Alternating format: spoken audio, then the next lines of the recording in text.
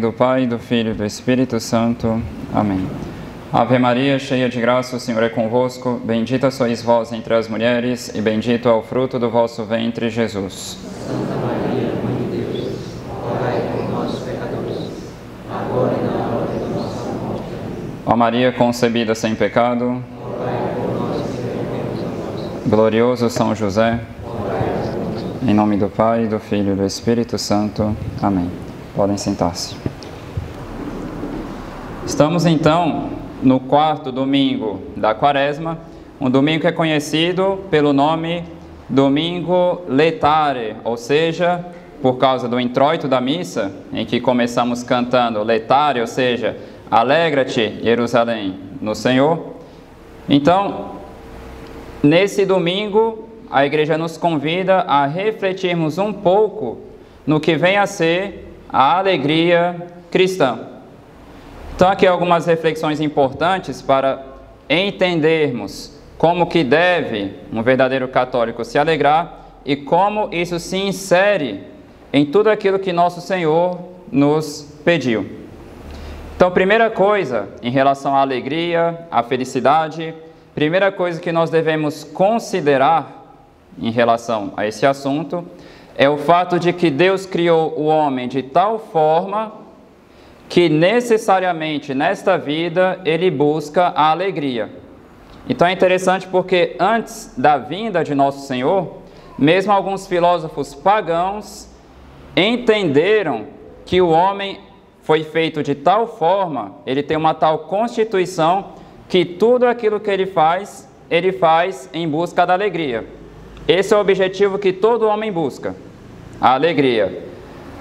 A divergência não está em relação ao ponto de chegada. Todo mundo quer chegar na alegria, na felicidade. A divergência está em relação ao caminho para se chegar a essa alegria. Então, por exemplo, Aristóteles já comentava, todos os homens buscam a felicidade, mas se a gente perguntar para eles onde chegar a essa felicidade, por onde chegar até ela, onde encontramos ela, em geral, os homens vão colocar a felicidade em três coisas. Primeiramente, nos prazeres.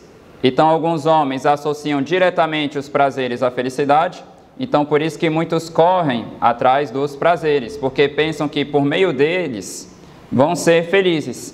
Se a gente parar para pensar, por que muitas vezes um jovem mundano não quer viver a castidade?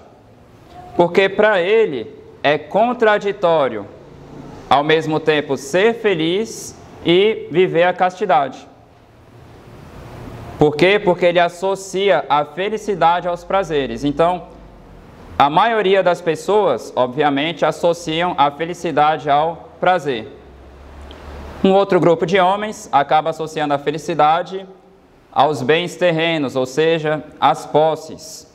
E de fato, Aristóteles até explicava que dificilmente encontraríamos um homem que pensa que o simples fato de ter dinheiro vai fazer ele feliz, mas ele enxerga no dinheiro um meio para conseguir ter uma vida mais tranquila, com o objetivo de finalmente ser feliz. E um outro grupo de homens coloca a felicidade na honra, ou seja, no fato de receber aplausos, elogios, ser conhecido por aquilo que faz, enfim, coisas que vão satisfazer a vaidade.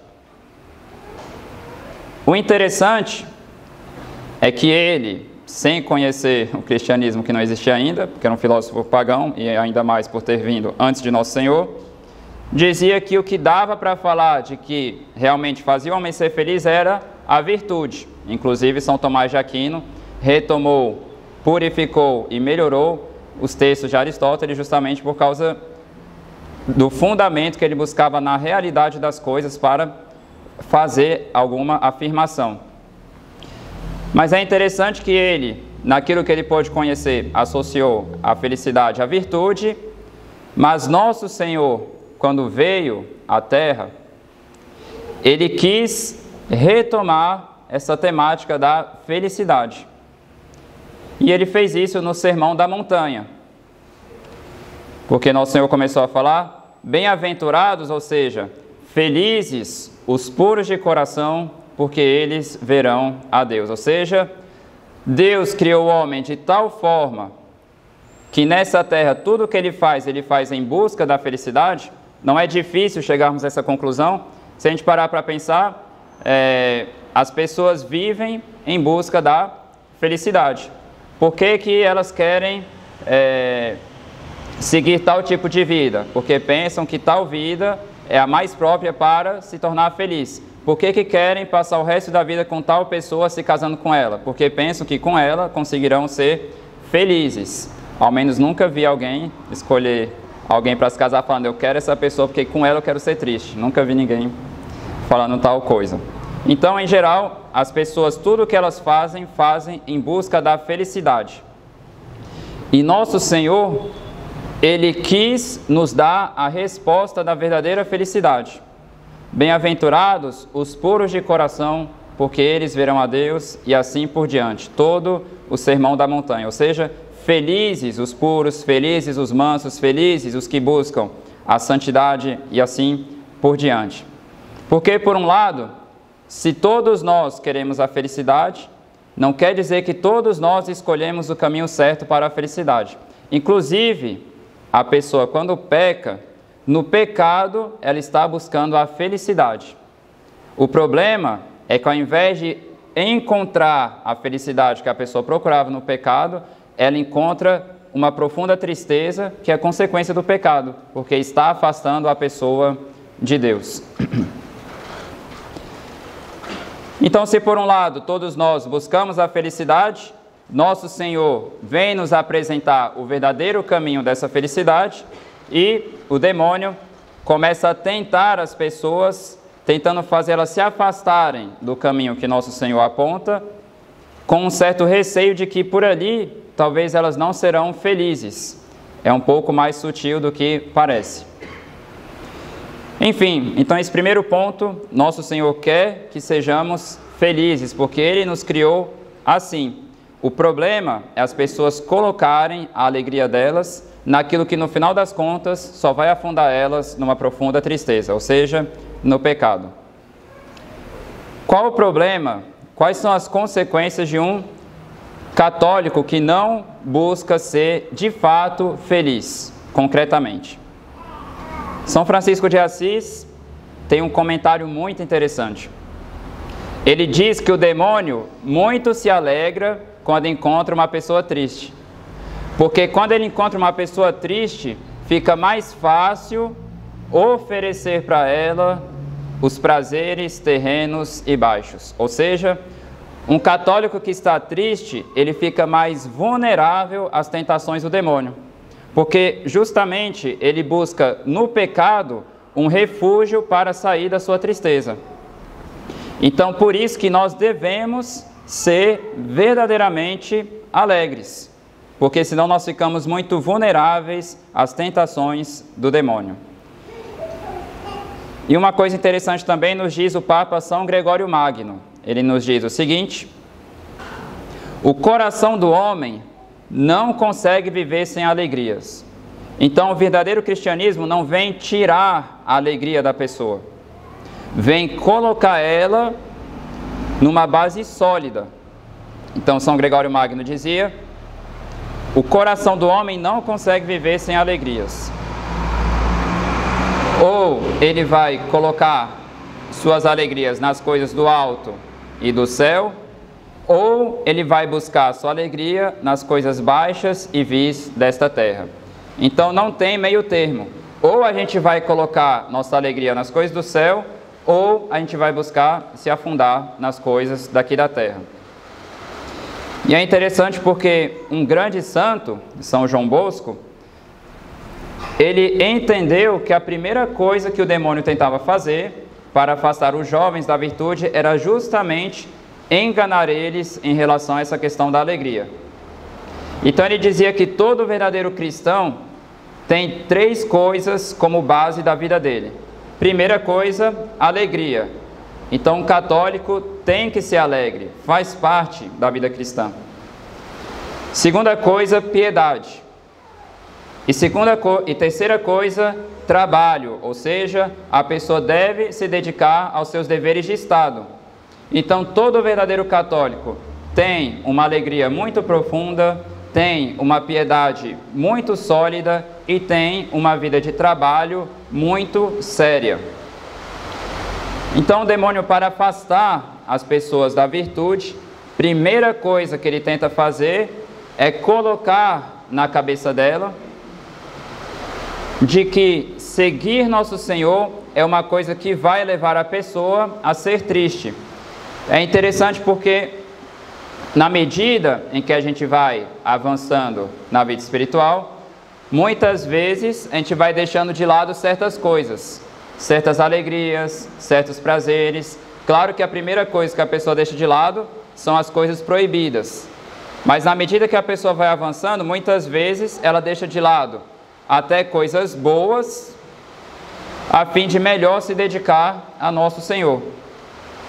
Mas, quando se trata de ser um pouco mais generoso com Deus, quando se trata, por exemplo, de uma mortificação para perdoar alguém, ou então para se forçar um pouco para fazer tal ato de caridade com uma pessoa, a pessoa começa a dar um passo para trás porque ela pensa que por aquele caminho ela vai começar a ser triste. Por aquele caminho ela vai parar de ser feliz. Ter que me controlar nos meus horários. Ter que me mortificar das redes sociais. A pessoa vai dando um passo para trás porque ela pensa que se ela continuar seguindo o nosso Senhor, ela vai ser triste. Então, uma das primeiras coisas que o demônio tenta fazer para afastar a pessoa da santidade. E, obviamente, nós devemos fugir dessa tentação. Então, como que um católico pode buscar a sua alegria?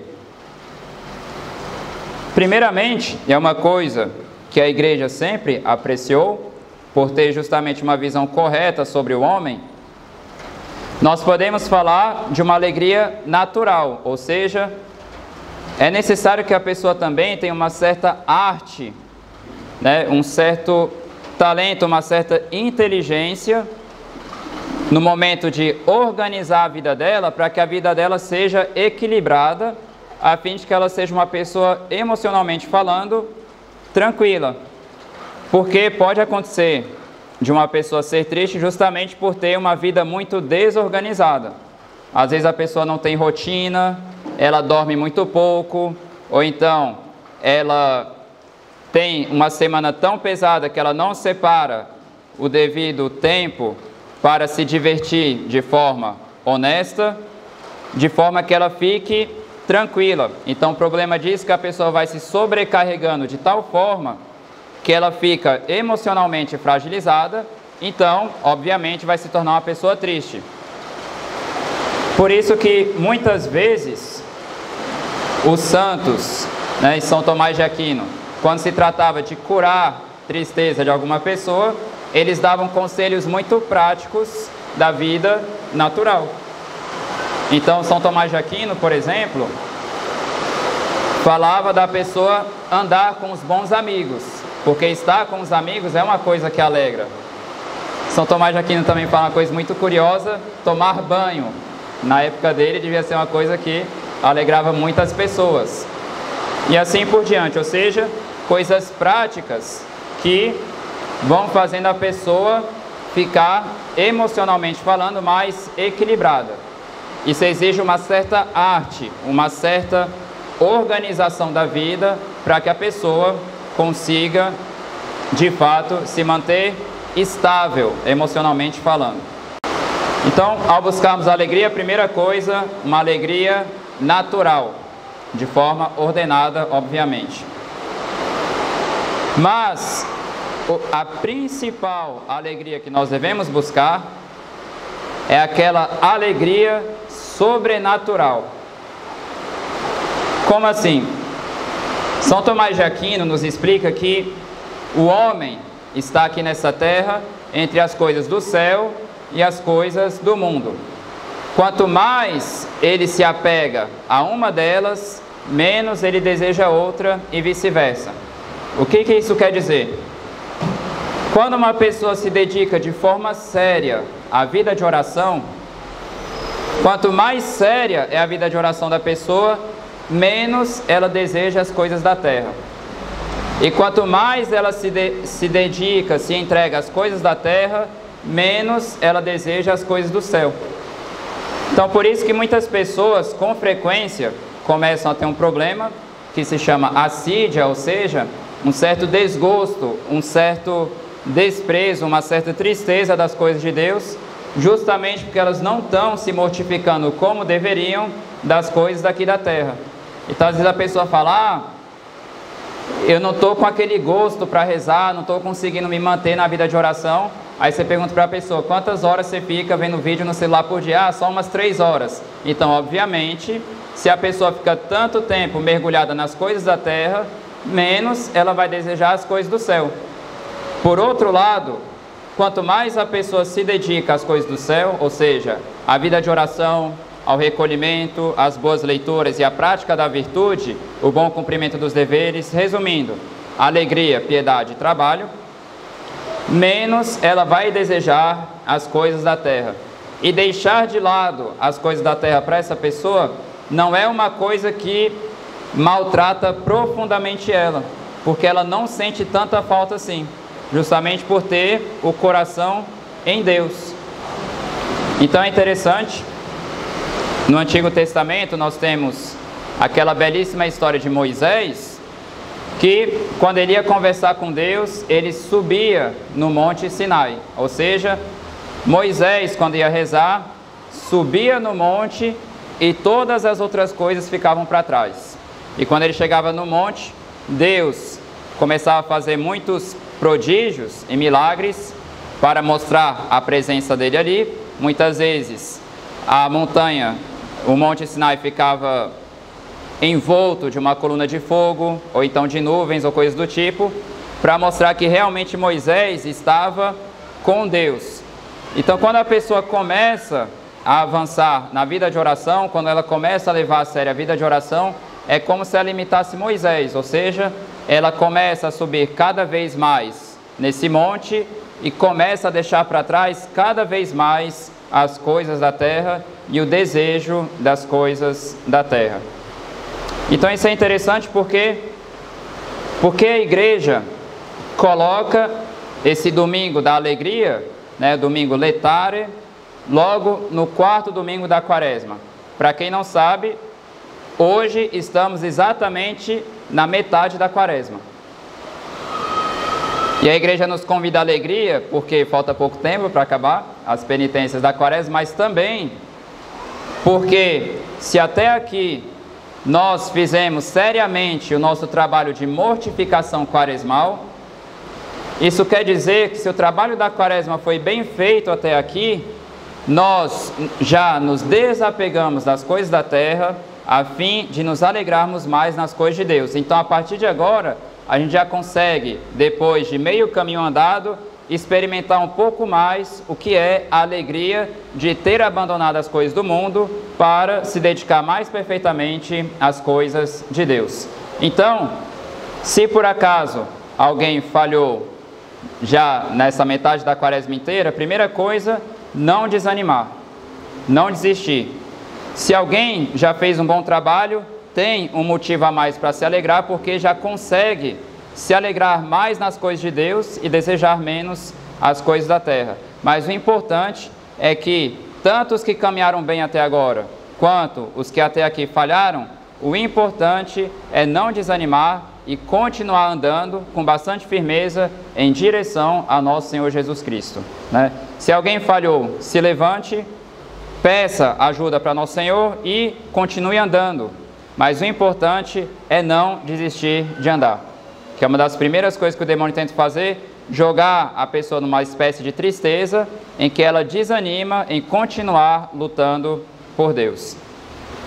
Enfim, gostaria de encerrar então com aquela belíssima frase de Santo Agostinho, que é uma coisa que todos os dias da nossa vida, e cada vez mais perfeitamente, nós devemos, por assim dizer, penetrar nessa verdade do que Santo Agostinho dizia. E ele nos dizia: Senhor, fizeste-nos para vós e nosso coração está inquieto enquanto ele não repousa em vós. Então, todo o nosso trabalho de esforço, de penitência e de renúncias nessa quaresma é com o objetivo de fazer nosso coração repousar em Deus, porque enquanto ele não faz isso, ele fica inquieto. Em nome do Pai, e do Filho e do Espírito Santo. Amém.